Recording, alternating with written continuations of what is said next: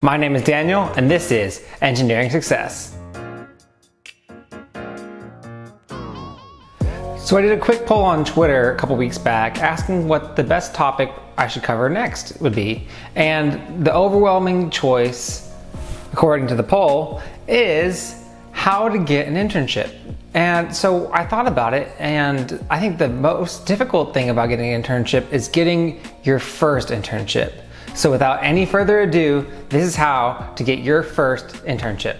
The first thing you want to do is specialize your application. That's your resume, your cover letter, and any attachments you include. You really don't want to send the same application with the same generic cover letter where you just change out the name or you just change out the title on the top of the cover letter. No, you want to specialize your cover letter to the individual position that you're applying for. Look at the skills that are required of somebody in the application and include those skills in your cover letter and in the top of your application. Add an objective statement at the top of your resume so that way they can see that your objective, what you're hunting for, is related to the industry. For example, if I was applying for an internship in the aerospace industry, I'd say, looking to gain engineering internship experience in the aerospace industry. You're not just looking for any internship, you're looking for an internship in that field. You're very excited about learning how to do the thing that that company does. The next thing you want to do is you want to continue to maximize your resume by building the necessary experience throughout your college career. So that means taking leadership roles in a student organization that's relevant to your major and your desired career path. Now, does that mean you need to go out and be the president of the ASME chapter or the president of the IEEE chapter? No. Just make sure that you at least have some kind of involvement with any kind of initiative or project that you're passionate about so that way you can reflect that on your resume and also in your interview. It's much more valuable than just having a title but not being able to talk about your experience. The second thing to do is to spend more time focusing on personal interactions than shotgun firing off random job applications online. LinkedIn, Monster Jobs, Indeed, those are great websites for learning about opportunities in your area. But sending off a bunch of applications to be having your fate determined by some kind of random algorithm is not the best way to get an internship. The best thing you can do is get in the email box or get in front of talking to somebody that can actually help you get an internship. It's not about what you know, it's not about how many applications you fire off, it's about who you send your applications to and what your relationship is to the people that you're sending applications off to. One really good strategy that I found in a video that I'll link down in the description is showing up at the businesses. And this guy, he came up with his professor that told him about this came up with the excuse that you can just call it a school project where you need to interview an engineer. And what he did is he encouraged all of his students to find all the engineering companies that hire engineers and reach out to them via email or just physically show up at their door with their resume and a list of questions. And they just showed up and asked the person at the front desk, hey, I'm doing an interview project for school, for engineering. Can I speak with an engineer? And some of the times they'd actually get to talk to somebody and they'd just interview them, ask them questions, treat it like an actual interview and take it as an opportunity to learn. And at the end, just casually mention that you're interested in internships and asking them if they have any opportunities. Another thing you can do to focus your time on meeting people instead of shotgun firing off applications is by attending every single networking event that you possibly can. That's your school career fairs, that's alumni association meetings in the town that you go to your university and in your hometown. That's attending every single professional speaker that's somewhat relevant to your major that's held at your school. Universities have tons of professional speakers or professionals doing speaking at events, and you should really take advantage of those things. Attend legit career fairs. I'm talking the SWE National Convention, I'm talking the NSBE National Conference, I'm talking all of the professional organizations and their national conferences that have career fairs. ASME eFest, attend as many of those things as you possibly can. And also reach out to your student organizations and see if your department has funding to pay for those types of events. I know that my university gave students the opportunity to propose a budget to the Student Government Association to get reimbursed for their travel to the SWE convention and their IEEE convention and all of those sorts of things. And anything that the university didn't cover, our department would cover. So invest your time and resources and attend these legitimate career fairs. The companies will go to these events with like a quota of a number of people that they want to hire coming out of these events. And also, it's just a really good way to increase your network. If you don't get an internship the first time you go, attend all 4 years of college and it'll either turn into an internship or a job offer, and you'll definitely be getting interviews, sometimes even on the spot at these conferences. Speaking of career fairs, if you go to a smaller university, there's a good chance that your university might not have the largest draw for career fairs.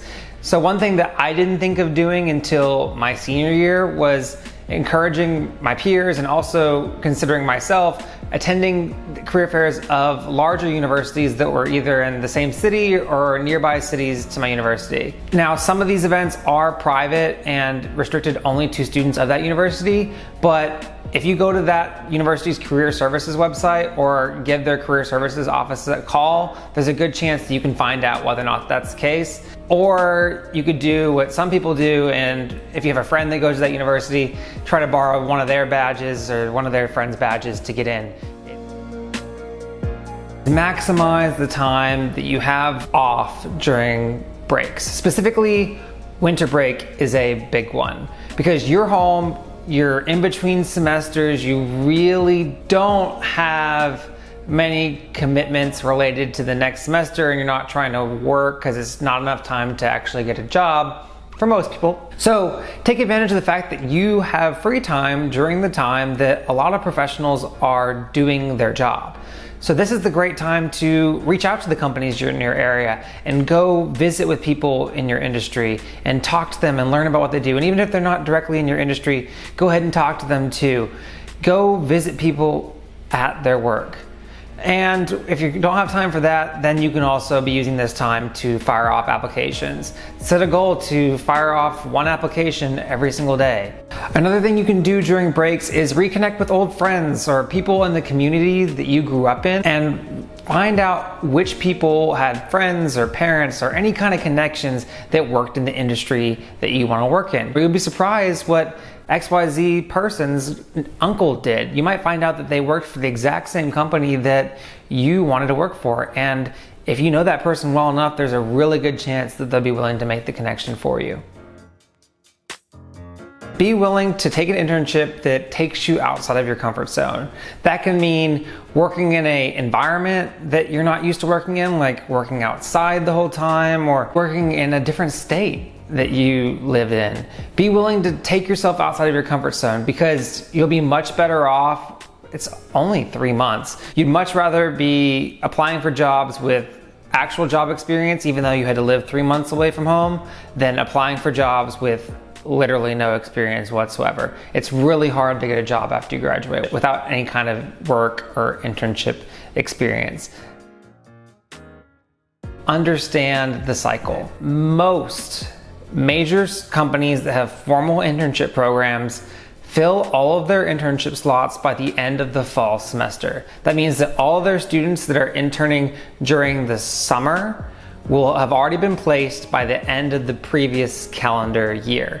So what that means is that unlike all your friends that are waiting till spring to send off internships because summer's right around the corner, you need to be proactive and have met with all the companies and gotten a bunch of applications in by October, really. And the interview cycle usually extends from October to November. Offers go out near mid-November, and then you have till the end of the year to accept your internship. So knowing the cycle and knowing when you need to apply will give you an advantage over other students that are competing for internships. And lastly, make sure that you are being realistic. If you're a freshman, Most likely, it's going to be really difficult unless you have a really strong connection for you to get any kind of internship in your field. And that's just because companies don't think that you have enough experience yet. And you really haven't taken enough coursework in most cases to really get into the elective courses specific to your major and your discipline. So there really is no incentive for them to give you an internship opportunity. So what you can do as a freshman is focus on applying to maybe jobs that are relevant to your industry. For example, if I wanted to work in construction as an engineer, then I'd take a summer job working as a helper in the construction field, or just doing a construction related job, so that way later whenever I'm applying for construction engineering internships, then the company sees that I have a passion for the industry that I'm working in. The same goes for if you are interested in law, then take a job as like a clerk or some kind of administrative assistant in a law office. Any kind of work experience tangentially related to your desired internship path will help you get your next internship or get that first internship the next summer. As a sophomore, you have much more opportunities than a freshman, so this is actually really the prime time to get your first internship. So that's whenever you can start really applying for the big companies, and if you're not having any luck by mid to end of the fall, that's whenever you focus on the smaller local firms where you can get some kind of experience that you can apply towards applying for jobs with bigger firms, unless you want to stick with working with small firms for your whole life, which that's perfectly fine. Many people do it, and you can make a really great career and living doing so. And then as a junior, you really got to be on top of things, because the junior summer, that's where you get the internship that often turns into a job offer by the time you graduate. In fact, if you do a good enough job and you work for a company that traditionally hires their interns, you can be finishing your fall semester with a job offer in hand and spend the last semester of college worry-free, because you at least have one job offer to choose from. So that was just a few quick tips on how to maximize your chances of getting your first internship. If you have any questions, make sure to leave them down in the comment box down below. If you have a topic that you think that I should cover, make sure also to leave that down in the comment box down below. I'll try my best to cover as many different topics as possible, and I'll definitely respond to every single comment that gets left down below. And anyways, this has been Engineering Success. I'll catch you in the next one. Peace.